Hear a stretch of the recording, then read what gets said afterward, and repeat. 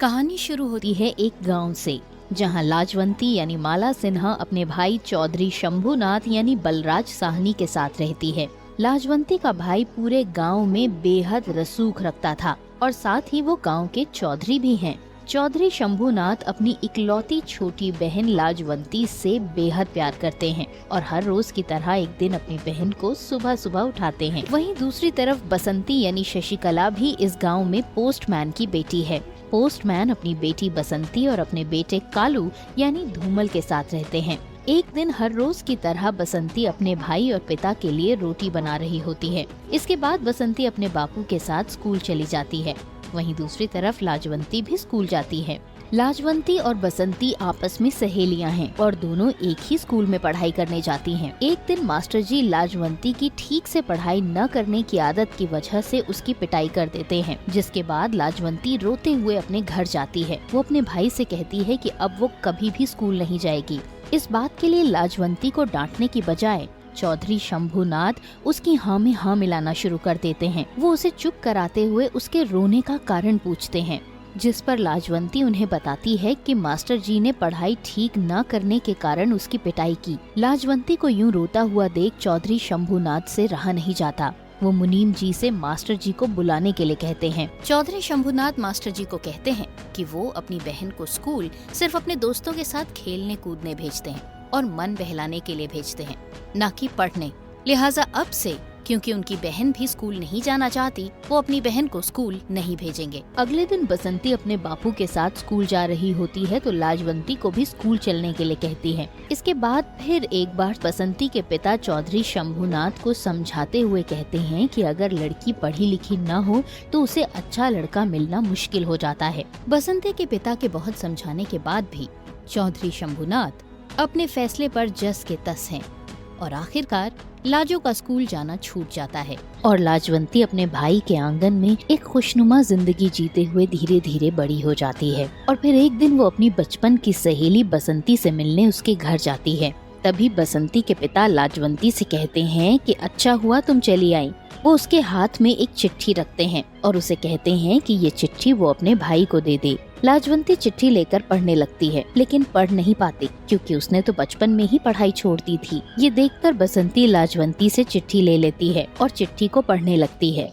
लाजो अब बड़ी हो चुकी है, लिहाजा अब उसकी शादी के लिए रिश्ते आने शुरू हो गए हैं और इस चिट्ठी में भी कुछ ऐसा ही पैगाम है। बसंती की पढ़ाई खत्म होते ही बसंती के बापू बसंती की शादी कर देते हैं। बसंती की शादी हो ही रही होती है कि तभी लड़के के पिता की नजर बसंती के खराब पैरों पर पड़ती है। ये देखकर लड़के के पिता शादी रोक देते हैं। बसंती की शादी के समय हालात बिगड़ता हुआ देख चौधरी शंभूनाथ बीच बचाव के लिए सामने आते हैं और लड़के वालों पर दबाव बनाते हैं कि वो उनकी गाँव की बेटी के साथ ऐसा नहीं कर सकते। साथ ही साथ वो उन्हें पैसों का लालच भी देते हैं और फिर चीजें सुलझने लगती हैं और आखिरकार बसंती की शादी उसी लड़के से हो जाती है। बसंती की शादी के बाद अब लाजवंती की शादी की चिंता सताने लगती है और फिर एक दिन एक बहुत बड़े घर के पढ़े लिखे लड़के के साथ लाजवंती के भैया काफी मोटी रकम देकर उसकी शादी करवा देते हैं। लाजवंती की शादी खूब धूमधाम से होती है। दीपक यानी धर्मेंद्र जब पहली बार अपनी पत्नी लाजवंती को देखता है तो वो उससे कहता है। दीपक लाजू को बताता है कि उसकी जिंदगी में उसका पहला प्यार उसे पहले ही हो चुका है। ये सुनकर लाजवंती थोड़ी हैरान और परेशान हो जाती है।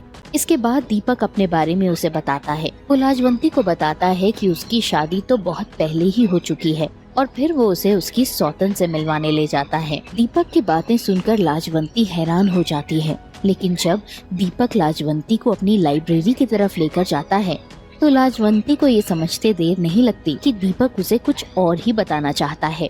दीपक लाजवंती से शादी की पहली रात अपनी पसंद की एक किताब चुनने के लिए कहता है। वो उसे कहता है कि वो अपनी पसंदीदा किताब में से एक कविता उसे पढ़कर सुनाए, जिस पर लाजवंती उसे बताती है कि वो पढ़ी लिखी नहीं है और उसने बचपन में ही पढ़ाई छोड़ दी थी।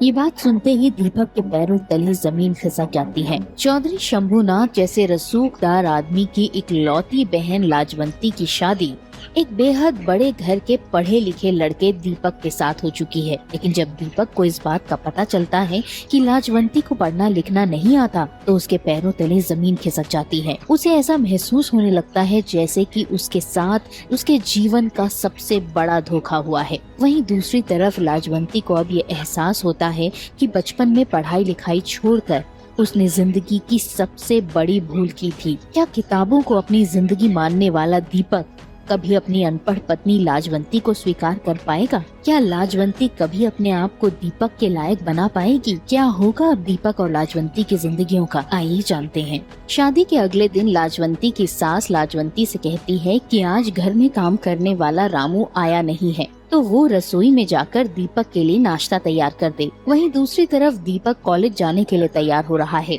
रसोई में पहुंचकर लाजवंती को ये समझ ही नहीं आता कि वो बनाए तो बनाए क्या, क्योंकि उसे तो खाना बनाना भी नहीं आता। वो जैसे तैसे कुछ बनाने की कोशिश करती है लेकिन सब कुछ जल जाता है।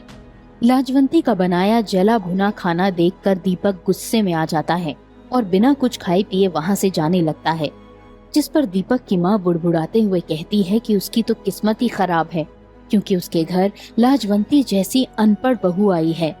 वो गुस्से में लाल अपने बेटे को रोकने की कोशिश करती है और उसे कहती है कि वो कुछ देर रुक जाए ताकि वो उसके लिए नाश्ता बना कर ले आए। इसके बाद से घर में सारे लोग लाजवंती को परेशान करने लगते हैं।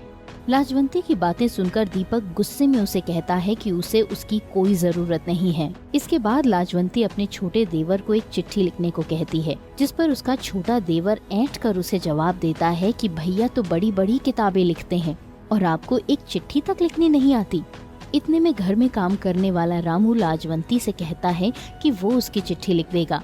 रामू लाजवंती की चिट्ठी लिख ही रहा होता है कि तभी दीपक वहाँ आ जाता है। रामू को लाजवंती की चिट्ठी लिखता हुआ देख वो लाजवंती को डांटने लगता है। दीपक लाजवंती से रामू की लिखी हुई चिट्ठी मांगने लगता है लेकिन लाजवंती उसे देने से इनकार कर देती है। दीपक जबरदस्ती चिट्ठी लेकर पढ़ने लगता है। चिट्ठी पढ़ने के बाद दीपक लाजवंती के पास जाता है। वो उससे माफी मांगता है। दीपक को लाजवंती पर इस बात का शक होता है कि ससुराल में उसके साथ जिस तरह का बर्ताव हो रहा है शायद उसी की चुगली करने के लिए उसने ये चिट्ठी लिखवाई है। लेकिन जब दीपक इस चिट्ठी को पढ़ता है तो उसे अपनी गलती का एहसास होता है। वो जान जाता है कि लाजवंती अपने ऊपर बीत रही किसी भी बात को अपने भाई को नहीं बताना चाहती, बल्कि वो अपने ससुराल में ससुराल वालों के अच्छे बर्ताव और वहाँ पर फैली खुशियों के बारे में अपने भाई को बता रही होती है। एक दिन लाजवंती के छोटे देवर किशोर की तबीयत खराब होने लगती है। लाजवंती की सास लाजवंती को किशोर के लिए दवा लाने के लिए कहती है, लेकिन लाजवंती किशोर को देने के लिए जो दवा लेकर आती है वो दवा नहीं बल्कि जहर की बोतल होती है। अनपढ़ लाजवंती को इस बात का एहसास भी नहीं हो पाता कि वो किशोर को दवा देने की बजाय जहर देने वाली है। लाजवंती किशोर को दवा दे ही रही होती है कि तभी दीपक के पिता देख लेते हैं।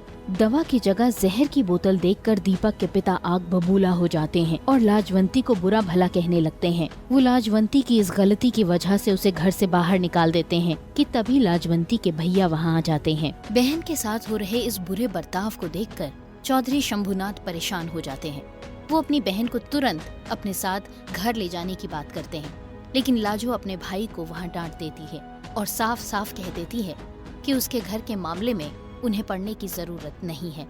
बहन से ऐसा टका हुआ जवाब सुनकर चौधरी शंभुनाथ वहाँ से वापस चले जाते हैं। थोड़ी ही देर में दीपक भी घर लौट आता है। वो लाजवंती को रोता हुआ देख सारी बातें पूछता है। दीपक लाजवंती के भाई को लेकर आने की बात कहता है। दीपक लाजवंती के भाई को लेने जा ही रहा होता है कि तभी दीपक की कार का एक्सीडेंट हो जाता है और इस एक्सीडेंट में दीपक की मौत हो जाती है। दीपक के साथ हुए इस हादसे के बारे में जानकर लाजवंती के ऊपर दुखों का पहाड़ टूट पड़ता है। दीपक के पिता दीपक के साथ हुई इस दुर्घटना का दोषी लाजवंती को मानते हैं और उसे आखिरकार घर से बाहर निकाल ही देते हैं। अपने ससुराल से बेघर हुई लाजवंती के पास अब अपने भाई के पास लौटने के अलावा और कोई रास्ता नहीं है, लिहाजा वो सीधे अपने भाई के घर पहुंचती है।